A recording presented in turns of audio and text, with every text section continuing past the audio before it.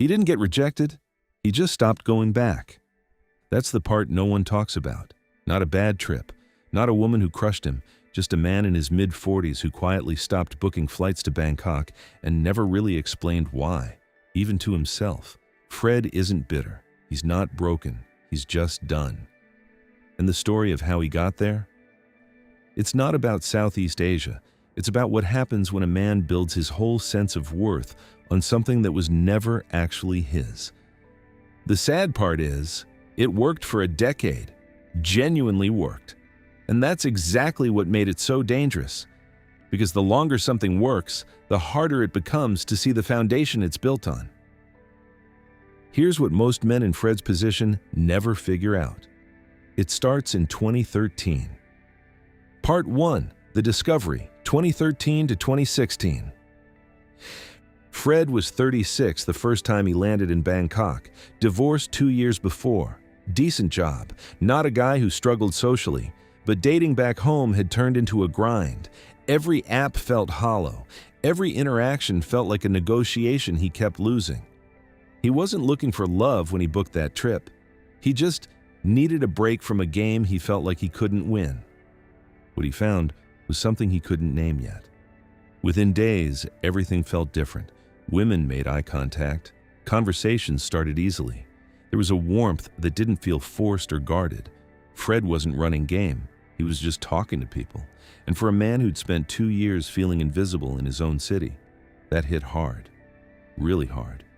You've probably felt a version of this, a moment where you walk into a room and something just works.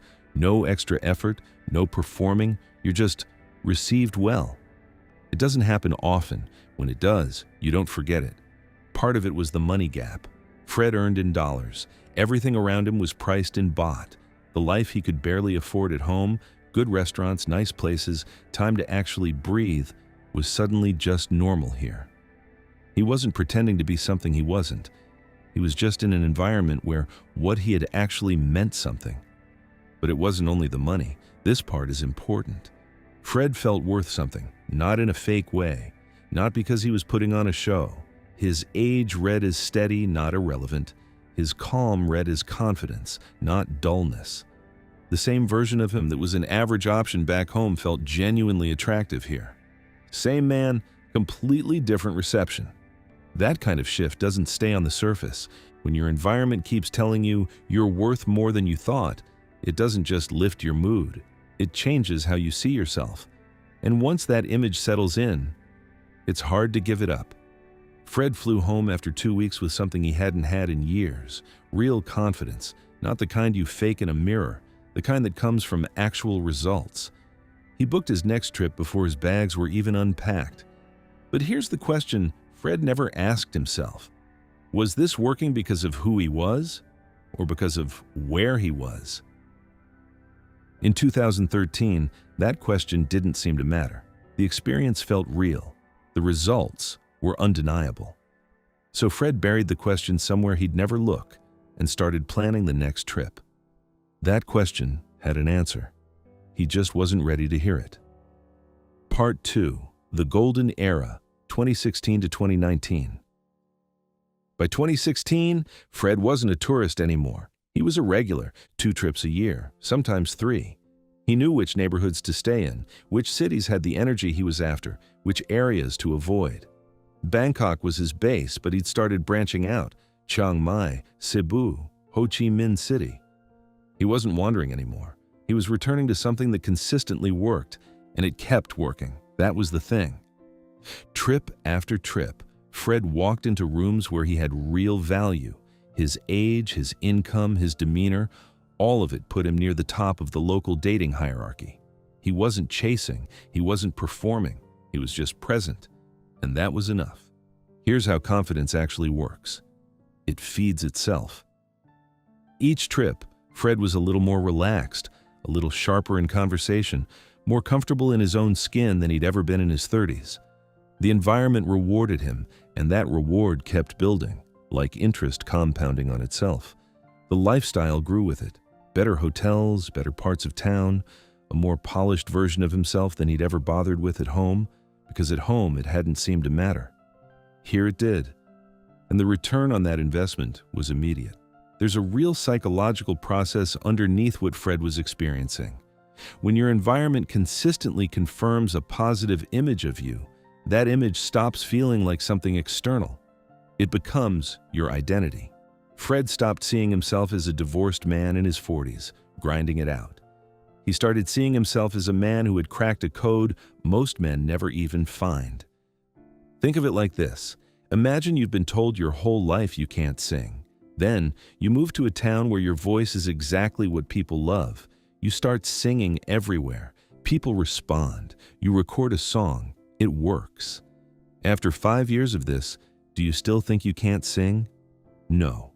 You've completely rebuilt the story you tell about yourself. That's what Southeast Asia did for Fred. It didn't just improve his dating life, it rebuilt his identity. And identities built on external conditions are fragile in a very specific way. They depend on those conditions continuing. And honestly, he wasn't totally wrong. Not yet. This era, roughly 2016 to 2019, was genuinely good for men like him. Competition from other Western men was still low. Dating apps hadn't yet restructured how women in Southeast Asia met foreigners. The income gap was wide. The conditions that made Fred's experience possible were still largely in place. So he leaned in, started talking about it, carefully with trusted friends, a few online forums, men who got it, a loose network of guys who'd found the same thing and understood what it meant. This is the emotional high point of Fred's arc. The "I figured out something most men never will" phase.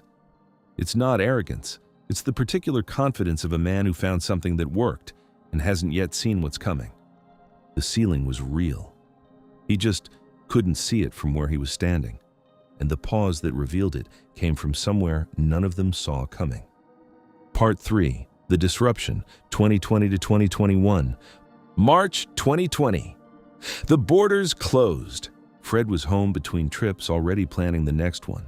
Within weeks, that trip was gone. Then, the next one. Then, the whole year. Southeast Asia went from somewhere he visited twice a year to somewhere he simply couldn't reach. The distance that opened up wasn't just miles.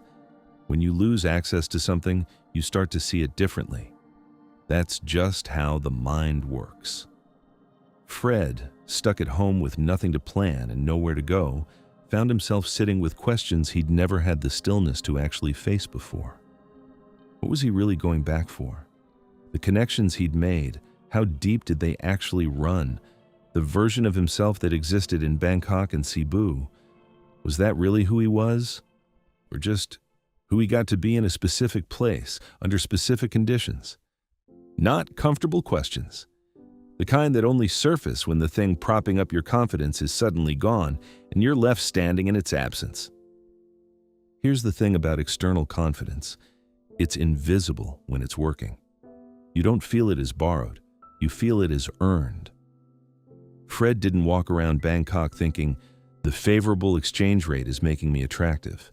He just felt confident, felt it fully and genuinely, which is why losing the conditions that created it felt so personal, even though it wasn't personal at all. What he found in that silence wasn't what he wanted to find. Meanwhile, Southeast Asia didn't stop moving. That's what Fred didn't account for. He'd paused. The world he'd been visiting hadn't. Local economies kept running. Women who used to meet foreign men face-to-face started meeting them through apps instead. Tinder, Bumble, regional platforms. Digital connection filled the gap that travel restrictions had created, and it brought something new with it: reach. Women in Bangkok and Manila now had access to a much wider pool of Western men, without anyone needing to board a plane. The market shifted without Fred in it. When he finally landed back in Bangkok in late 2021, he felt it almost immediately. Nothing obvious, no single moment of rejection, just friction in places that used to feel frictionless, the same moves in the same settings, producing slightly different results. Small signals. But Fred had enough experience to know what small signals mean when they stack up. He couldn't name it yet. It just felt off. That feeling had a name, and what was behind it was much bigger than COVID. Part 4. The Shift, 2022 to 2023. Here's what actually changed while Fred was away. Dating apps in Southeast Asia didn't just grow between 2020 and 2022, they became the primary way people connected.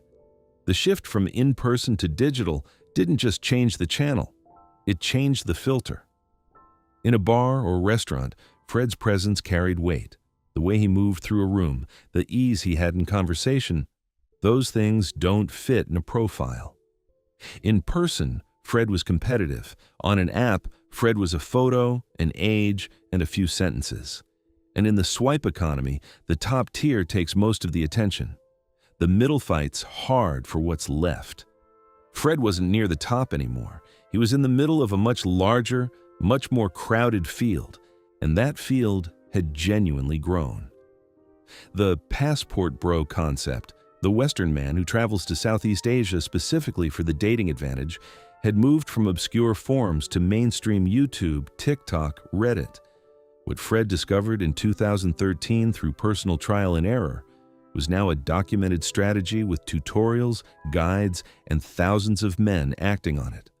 The market that once rewarded early arrivals was now flooded with men who had the same basic profile as Fred. More men, same pool. The math doesn't lie.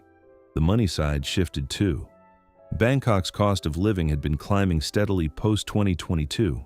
The gap between Fred's income and what life in Southeast Asia actually cost, the gap that had once made him feel relaxed and flush, was narrowing. Not gone, but noticeably smaller. The lifestyle that once felt effortless now required real management, more spending, less payoff. And women's expectations had moved. That's not a criticism, it's just accurate. Women in Bangkok, Manila, and Ho Chi Minh City spent 2 years with significantly more access to global content, global standards, and global men, all through their phones. Their reference point expanded. A Western man with a decent income who showed up twice a year wasn't a rare find anymore. He was one of many. The novelty had worn off the whole category. Fred kept doing what he'd always done. Same cities, same approach, same version of himself, applying the same playbook to a game that had changed its rules. And here's the brutal part of that. He wasn't doing anything wrong. He wasn't slipping. He was executing the same strategy that had worked reliably for 7 years. But strategies don't work because they're good in some permanent universal sense. They work because they fit the conditions. When the conditions shift, the strategy doesn't automatically adjust. You do, or you don't. Fred didn't, not yet, but the returns kept dropping. More effort, more money, less meaningful connection. He was running the math in his head, not on purpose, just the way the mind does it when something stops paying out. What am I actually getting here? What am I putting in? Time, money, energy, and what's coming back? He was playing by the old rules. But the old rules had been quietly rewritten. Nobody sent him the update. Part 5. The exit and what it really means. Fred didn't make a decision. That's the part people miss when they hear a story like his. There was no final bad trip. No dramatic moment of clarity. He just quietly stopped booking flights. Responses got slower. Plans that used to come together in an hour started taking weeks, and then stopped coming together at all. The exit wasn't a door slamming. It was a door left open until nobody was walking through it anymore. That's how emotional exhaustion works. It doesn't announce itself. It builds across every interaction that costs more than it returns, every trip where the effort to reward ratio tips the wrong way, every moment of friction that wouldn't have registered 5 years earlier, but registers clearly now. No single thing killed Fred's motivation. The weight of all of them just got too heavy to carry. And the worst part? Fred couldn't even be angry. There was no villain. No one had done anything wrong. The environment had just changed, the way environments always change, and he'd been slow to see it. Here's the deeper pattern underneath all of that. When an outside advantage disappears, a currency gap, a social dynamic, a structural tilt in a dating market, men who built their confidence on that advantage have nothing underneath it to fall back on. Fred's confidence had been real, but it was borrowed from the environment. When the environment changed, The confidence had no foundation to stand on by itself. That's not a personal failure. It's just what happens when a man mistakes a favorable situation for actual personal growth.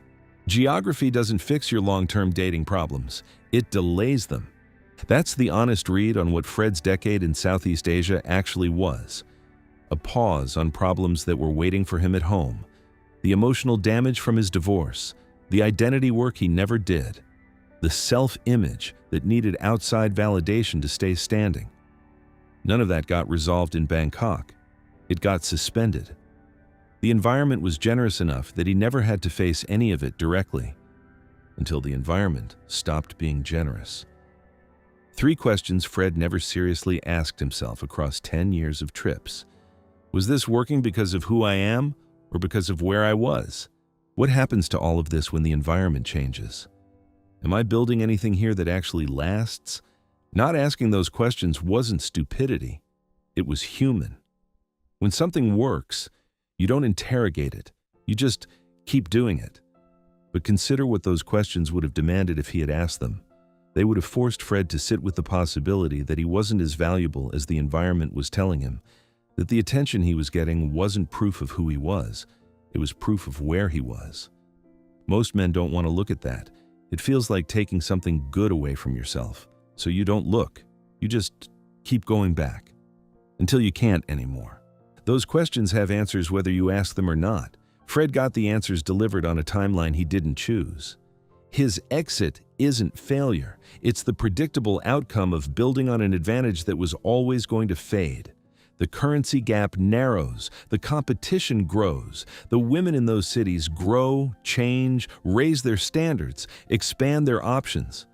The man who arrived in 2013 with something novel to offer became one of thousands by 2023. That's not a tragedy. That's a market doing exactly what markets do. But here's what Fred's story is really about. This isn't a Southeast Asia story. It's not about Gen X men or passport bros or dating apps or the cost of living in Bangkok. It's about what happens when any man's structural advantage quietly disappears and he hasn't built anything underneath it to carry him forward. That pattern plays out in careers, in social circles, in every kind of relationship. The context changes. The psychology doesn't. Fred's story doesn't end in Southeast Asia. It ends in self-awareness, or it doesn't end at all. He just keeps searching for the next environment that will confirm what he wants to believe about himself. That choice is still open for Fred. And for anyone watching this who just recognized something in his arc, the uncomfortable mirror this story holds up isn't specific to Southeast Asia or passport bro culture or dating apps. It's about any man who has ever found a context where he felt valuable and confused the context for the cause. Conclusion: the real takeaway. Location-based advantage is borrowed time. It was always borrowed time. The men who came out of this with something real are the ones who used the good environment to start the internal work, not to avoid it. The ones who asked the uncomfortable questions while things were still working and built something underneath that didn't need the environment to hold it up. You can borrow confidence from a place, but the moment you leave, it stays behind. The only kind that travels with you is the kind you actually built.